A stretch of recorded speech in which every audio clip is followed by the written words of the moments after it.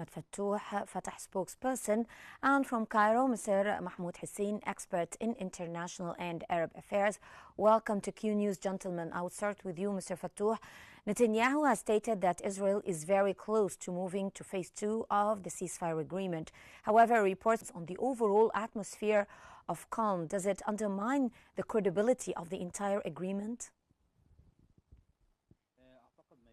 I think that what's happening now with all the violations, the grave violations in the Gaza Strip, this shows that there this is dishonoring the agreement that they signed. We've seen Egypt putting in so much effort with President Sisi's leadership, and they want to reach stability in all the Arab and Islamic countries. And so all of these violations, of course, caused so many problems on so many levels, and they have actually, as I said, they didn't honor the UN or President Donald Trump. They have promised that there will be a ceasefire in the Gaza Strip and that they will reach a peace plan. And so we need some kind of international agreement that is respected by everyone, Netanyahu's government and the US, because we've seen the Arab countries putting in so much effort, as I said, to reach peace. And especially Egypt has put in so much effort, and they want to keep Palestine's sovereignty and protect the civilians and stop any further bloodshed.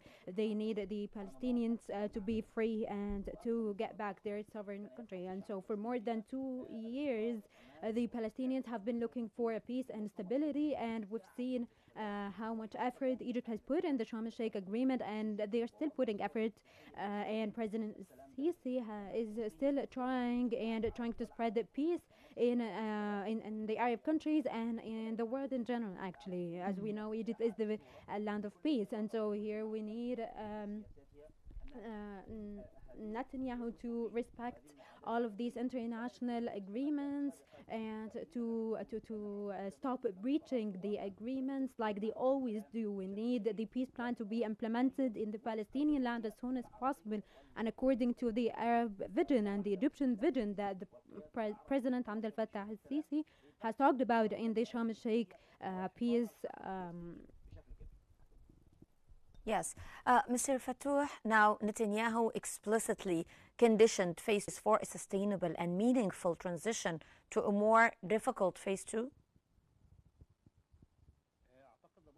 I think that we need international commitment to enter phase 2, and President Donald Trump has said that he wants to implement the second phase word for word, and to be very precise about it, because here the second phase is all about stabilization in the Palestinian land, especially in the Gaza Strip, and we have seen the UN citing this agreement as an end for the war, and then they also talked about the importance of phase 2 to start reconstruction under the leadership of President Abdel Fattah al-Sisi and Egypt. And here we've seen President Sisi talk about the importance of ending this war once and for all, and we've seen all the Arab leaders actually convening on this and agreeing to this, and that it is very important to start the reconstruction phase and that we cannot go back to war. And so the second phase also needs to keep or to protect the humanitarian side, and we all need actually to work for this, because it is one of the most important things here. We need to protect children and women and the martyrs that cannot even be buried with honor because of how much rubble and destruction has happened in the Gaza Strip, and also keeping up the honor of men. We need to protect the elderly as well. They need to be able to move to other hospitals to get the medical attention that they need. And so here the countries, and especially Egypt, has been putting in so much effort to make sure that this is achieved, and they're making sure that they send humanitarian aid each and every day, and the Arab countries have been doing this as well. They want to protect the dignity and the humanitarian rights of the Palestinians. And then something that's even more important is getting back economic life to the Gaza Strip with an Arab Islamic vision.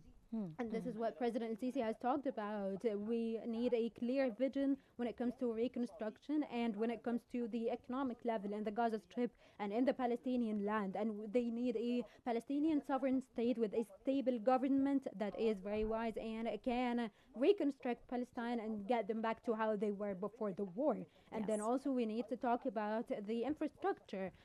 We've seen Egypt and President Sisi talk about the importance of starting the reconstruction of the infrastructure and with no stopping or going back to war at any point. And so all of these points here actually are in the USA's and Israel's court now. They need to be the ones to implement the second phase according to keeping the dignity of the Palestinians in the Gaza Strip. Mr. Israeli forces still control more than half of Gaza. How does that align with the plan's goal of a phased withdrawal? I think that we need phases as to have the gradual withdrawal. We need to get back the land to who actually deserves and needs to own it. And then also we need the Israeli forces to reach the agreed upon point, the point of where the Israeli-Palestinian borders are, and then we need this to be done swiftly too. I think that the Israeli war, or I say the Israeli war on Palestine has actually, it did so much harm to the economy and internationally, not just in Israel. And so here the countries want to get this withdrawal gradually and then have again them go back to their borders. And this actually shows how smart Egypt is with handling all of this. We've seen what happened in the Sharm el-Sheikh Peace Summit, and they had clear points talking about all of this after negotiations with the Israeli side and the Palestinian side as well. They put so many important points that need to be implemented and were a point of dispute between the two sides. And this actually showed that Egypt and the Arab countries can resolve this Palestinian cause even when it was at its worst. And so here we need Israel to implement all of the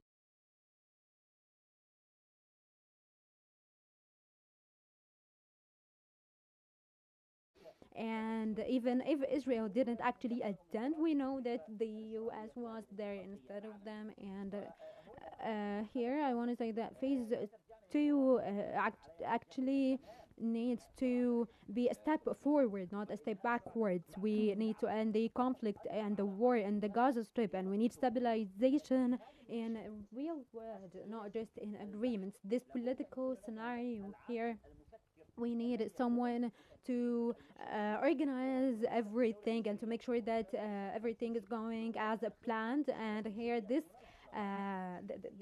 is Egypt actually, and President El-Sisi. And I also want to thank the Foreign Minister, Dr.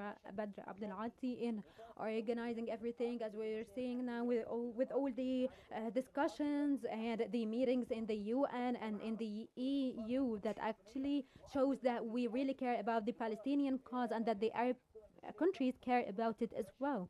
And we see that Egypt has been very clear and handling this with integrity and transparency, and that they really want to end the Arab-Israeli war in general, not just between the Palestinians and the Israeli occupation forces, and that we need a plan here to coexist in peace. Mr. Fattouh, in your own expert opinion, what single factors have pulled back to, but they still maintain control over the majority of the territory? So how does the existence of this line complicate the announced future withdrawal of Israeli troops in phase 2? I think that it will actually complicate things more, especially internationally when it comes to organizing the military scenario in the Gaza Strip. And so the Israeli forces need to go back to what was agreed upon, the borders between Israel and the Gaza Strip, and we need leniency when it comes to this, when it comes to convincing the Israeli government and especially the of the national security. He, as we've seen, he refuses all of the agreements. The Sharm el-Sheikh agreement and the agreements before and after, and we know that in Israel there are some kind of disputes or conflicts between the officials in Israel, but we need a new strategy here.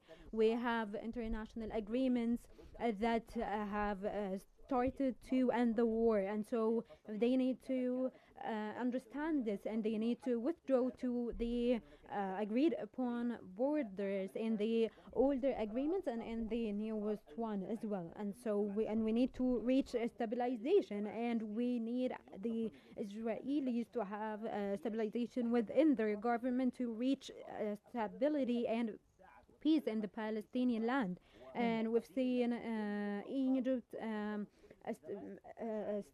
putting in so much effort, as I said, to reach stability and peace in the Palestinian land, and they confirmed the importance of honoring the agreements and international laws and the humanitarian rights of the people in the Gaza Strip, the West Bank, Khan Yunis, Jenin, and so on. All of these places I mentioned have violations going on, and people aren't even allowed to leave their buildings, or they'll be shot. And so of course it shows that there is some kind of balance here that Israel is trying to reach, going back to the borders that were agreed upon, and then also not fully implementing all of the agreements and trying to put in your strategy. Yes. And then the opposing officials here keep saying that the forces cannot withdraw, but as I said, we need to have a smart strategy on how to deal with things like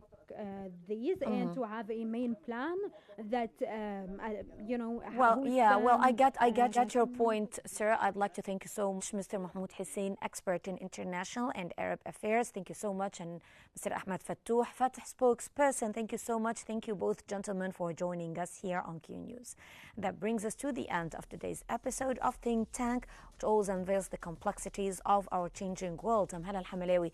Thank you so much for watching. Stay tuned for more updates here on Q News.